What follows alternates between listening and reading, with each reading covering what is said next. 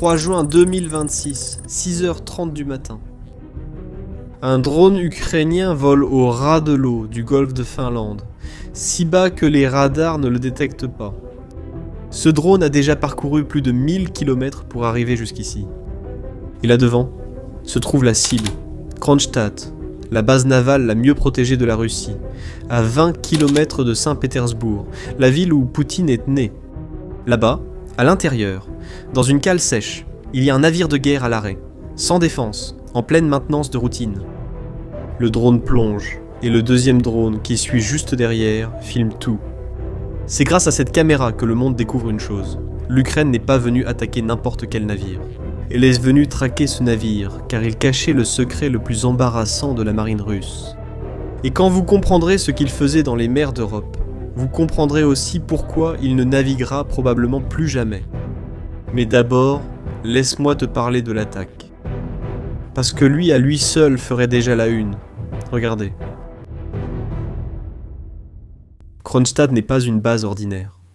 C'est une île fortifiée à l'entrée de Saint-Pétersbourg, le berceau historique de la marine russe. Quiconque veut atteindre la deuxième plus grande ville du pays par la mer doit d'abord passer par elle. C'est le verrou de la Baltique. C'est justement pour cela que, durant toute la guerre, Kronstadt était jugé intouchable. Trop loin. Trop protégé. Jusqu'à l'aube du 3 juin.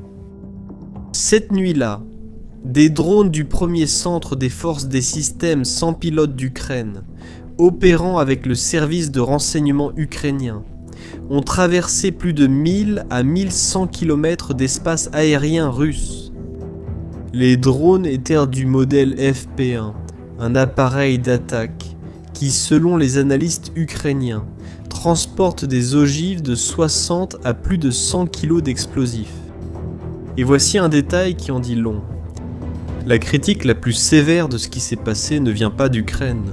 Elle est venue de l'intérieur même de la Russie, d'une chaîne militaire pro-guerre appelée Rybar. Il a dit « Pourquoi la corvette se trouvait-elle à cette position, sans protection ?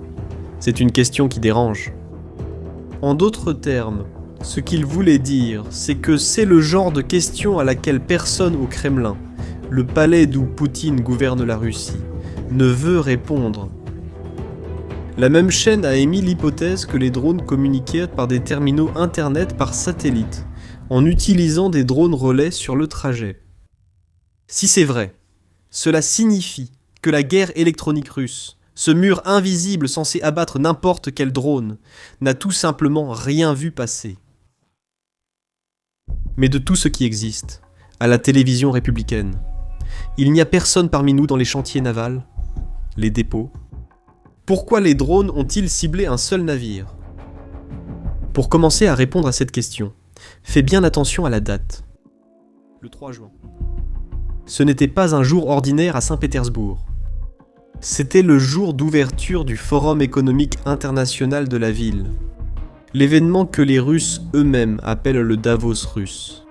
Des milliards d'invités du monde entier, une scène installée et Poutine comme vedette principale. C'était censé être le jour où Saint-Pétersbourg montrerait au monde entier que la Russie reste debout et continue de faire des affaires. Au lieu de cela, la ville s'est réveillée avec de la fumée à l'horizon.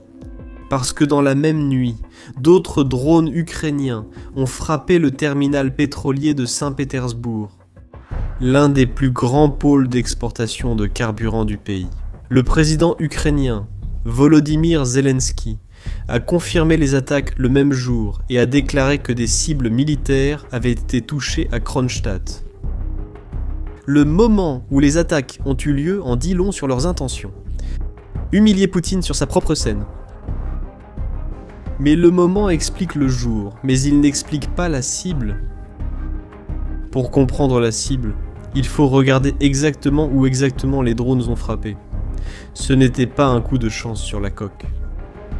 Il y a eu 2 impacts, l'un après l'autre, exactement au centre du navire, dans la zone de la passerelle de commandement et du mât.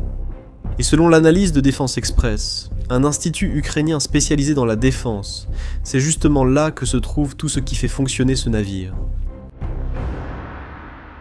Le radar de surveillance aérienne FURC-2, le radar Monument A, qui guide les missiles, les systèmes de guerre électroniques, la navigation les communications. En d'autres termes, les drones n'ont pas visé la coque du navire. Ils ont visé le cerveau et les yeux.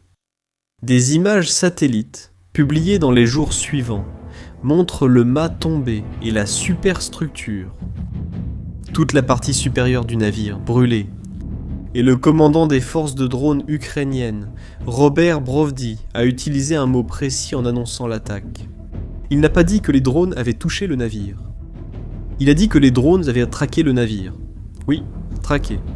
Et une traque est différente d'une attaque. Celui qui attaque tire sur tout ce qui se trouve devant lui. Celui qui chasse choisit sa proie à l'avance. Il étudie sa proie. Il sait exactement ce qu'elle est et ce qu'elle vaut. Et ce qu'était ce navire, la Russie le cachait au monde entier. Son nom est Boïki. Une corvette lancée en 2012. Elle sert dans la flotte de la Baltique depuis 2013. Sur le papier, un navire de guerre ordinaire. Canon de 100 mm. Missiles anti-navires, défense anti-aérienne. Mais le Boïki avait une seconde vie. En juin de l'année dernière, des analystes maritimes ont remarqué quelque chose d'étrange sur les systèmes de suivi de la Manche. Chaque navire dans le monde transmet un signal d'identification. C'est un peu comme une plaque d'immatriculation, mais en mer. Et il y avait un objet là-bas, qui transmettait de fausses identités. Parfois, il apparaissait comme une chose, parfois comme une autre. La BBC a croisé des images satellites avec ces données et a démasqué le déguisement. C'était le Boïki, un navire de guerre russe chargé de missiles guidés, naviguant dans les eaux de l'OTAN, en faisant semblant d'être autre chose.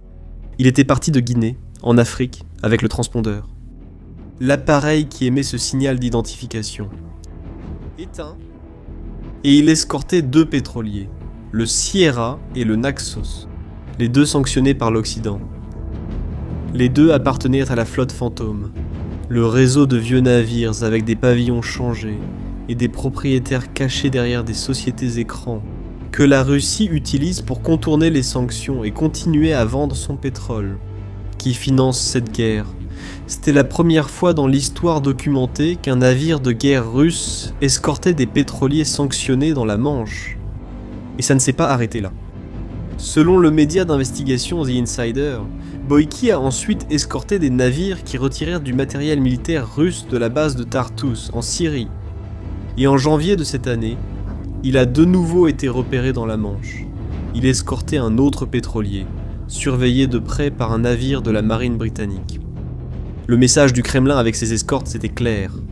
Si tu t'approches de mes pétroliers, tu devras d'abord t'approcher d'un navire de guerre. Ça a marché. Pendant plus d'1 an, ce fantôme d'acier a franchi la porte de l'Europe et personne ne s'en est approché. L'Ukraine a donc traqué cela à Kronstadt. Pas n'importe quelle corvette. Le garde du corps de l'opération qui alimente la caisse de guerre de Poutine. Et si c'est ce genre d'analyse, ces liens que les sites d'infos ne font pas, que tu cherches, abonne-toi à la chaîne parce que c'est exactement ce travail qu'on fait ici. Là tu te dis peut-être, d'accord, mais la Russie remorque le navire, change l'électronique, répare, et dans 1 ou 2 ans, le fantôme revient nous hanter. C'est ça ? Faux. Et c'est la Russie elle-même qui le prouve. Le 17 décembre 2021, chantier naval Severnaya Verve à Saint-Pétersbourg. Une corvette appelée Provorny, sœur de conception du Boïki, prend feu pendant sa construction. L'incendie commence exactement dans la même zone. Passerelle et mât. Et il brûle pendant près de 20 heures. Ce sont des estimations non officielles qui ont circulé dans la presse russe elle-même. Ils parlèrent d'une perte de 22 milliards de roubles. Pour un navire qui en valait 30. Autrement dit, le feu a englouti 70% de la valeur du navire. La Russie a décidé de reconstruire.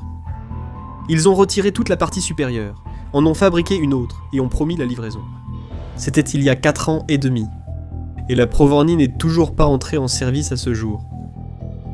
C'est l'étalon de la Russie elle-même, mesuré à même sa propre peau. L'incendie sur le pont et le mât d'une corvette de cette famille coûtent des années, peut-être une décennie. et un coût proche de celui de la construction d'un navire neuf. Et dans le cas du Boïki, il y a un facteur aggravant. Selon Défense Express, le plus grand dommage ne provient probablement pas de l'explosion elle-même. Il vient de l'incendie qui s'est propagé. Par les conduits de câbles, par la ventilation, par les espaces entre les ponts. Et des analyses de défense désignent un deuxième ennemi silencieux, qui continue d'agir après que le feu soit éteint. Les tonnes d'eau que les pompiers ont déversées sur le navire s'écoulent le long des câbles. Elles pénètrent dans les compartiments électroniques. Et la corrosion ainsi que les courts-circuits apparaissent dans les mois qui suivent. C'est pourquoi l'évaluation qui circule parmi les analystes est sévère. Restaurer le Boïki peut simplement ne pas en valoir la peine. Cela coûterait presque le prix d'un navire neuf pour ressusciter un vieux navire. Et c'est là qu'entre en jeu la question que le Kremlin déteste. Pourquoi l'une des plus grandes marines du monde ne peut-elle pas simplement en construire un autre ? Eh bien, le problème ce n'est pas Boïki mais l'usine. Regarde ce chiffre. La Provorny, cette corvette qui a brûlé, fait partie d'une série en construction depuis plus de 12 ans. Et jusqu'à aujourd'hui, seuls 2 navires de la série ont été terminés. 12 ans, 2 navires. Voici le rythme actuel du chantier naval russe. Et l'électronique qui a grillé sur le Boïki, les radars, la guerre électronique, ce ne sont pas des choses qu'on achète sur étagère. Ce sont des systèmes navals spécialisés, qui dépendent d'une chaîne industrielle militaire qui est étouffée par des dizaines de milliers de sanctions. Chaque composant manquant ajoute encore une année d'attente. Le Boïki n'a pas été un cas isolé de malchance. Le Boïki est un exemple de l'état réel de la marine de surface russe. Des navires vieillissants, des chantiers navals à l'arrêt, et aucun remplacement n'arrive au rythme des pertes. Et si vous pensez que cela a été un événement unique, un coup de chance qui ne se reproduira pas, les 7 derniers jours prouvent le contraire. 3 jours après l'attaque contre Boïki, dans la nuit du 6 juin, l'Ukraine était revenue. Encore Kronstadt, encore 1000 km de vol.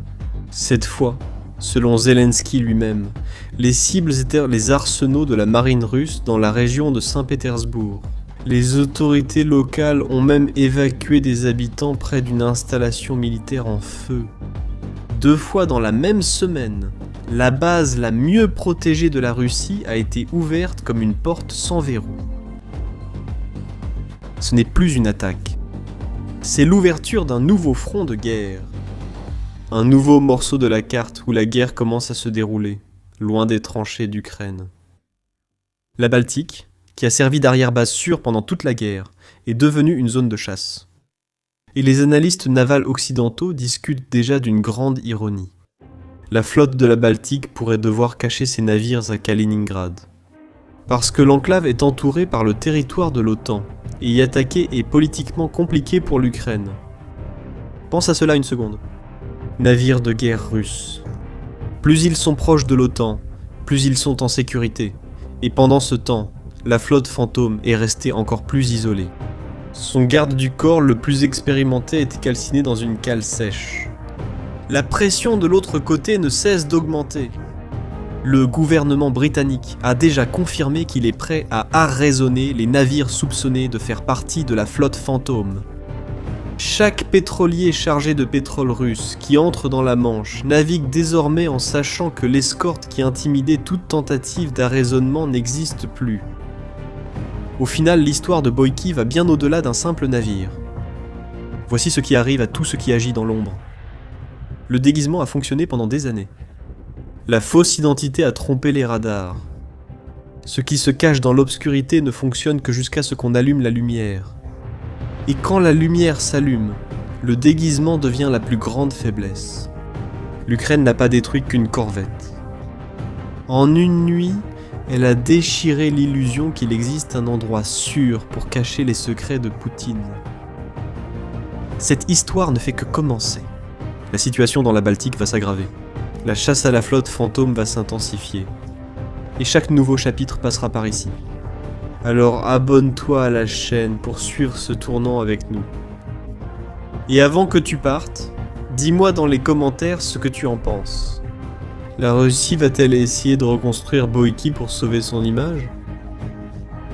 Ou va-t-elle abandonner le navire et encaisser la perte en silence? Je lis les réponses. À la prochaine.